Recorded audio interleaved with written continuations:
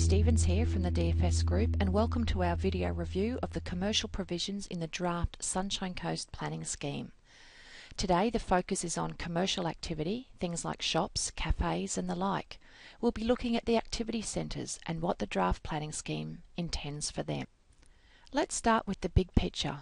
The draft planning scheme includes a spatial concept which looks like this. It's pretty neat. It shows the category of every activity centre. The principal activity centre is Maroochydore, and then there are major centres like Nambour, Sippy Downs and Caloundra, then district centres and local centres. Some activity centres have other functions too, like Sippy Downs, which is also a tourist area, a technology area, a health and education area, and an enterprise area. And for more of the big picture stuff, let's look at section 3.4.3 of the planning scheme, which contains the specific outcomes for the activity centres. Specific outcome C, right here, states that development that compromises the activity centre network either by proposed activities outside a centre or activities of a larger scale than envisaged do not occur. That's a very strong strategic statement, which reinforces the hierarchy of activity centres and their role. And further down the page is a table that sets out more details about the activity centres. In the left-hand column, it lists each type of centre, and in the middle column, it provides the names of centres in that category. For example, a local full-service activity centre includes Bli Bli, Mountain Creek and Peregian Springs.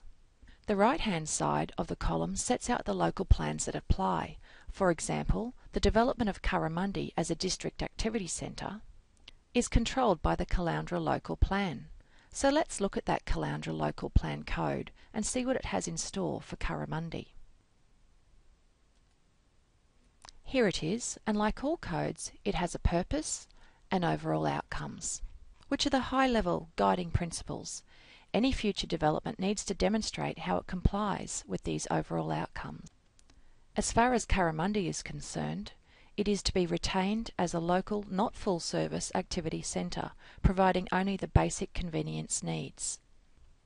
There are also outcomes relating to scale, height, setbacks and streetscape. Finally, right at the back of the code is a figure showing the local plan elements. As you can see from the legend, it identifies things like transit hubs, gateway points, significant views and green spaces.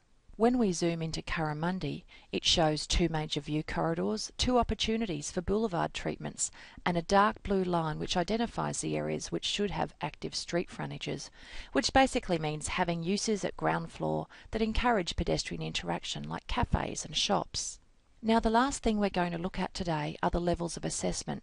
These are found in Part 5 of the draft planning scheme, and there's one for each zone. So let's have a look at the district centre code. The three land use examples we'll look at today are food and drink outlet, a hardware store and a shopping centre.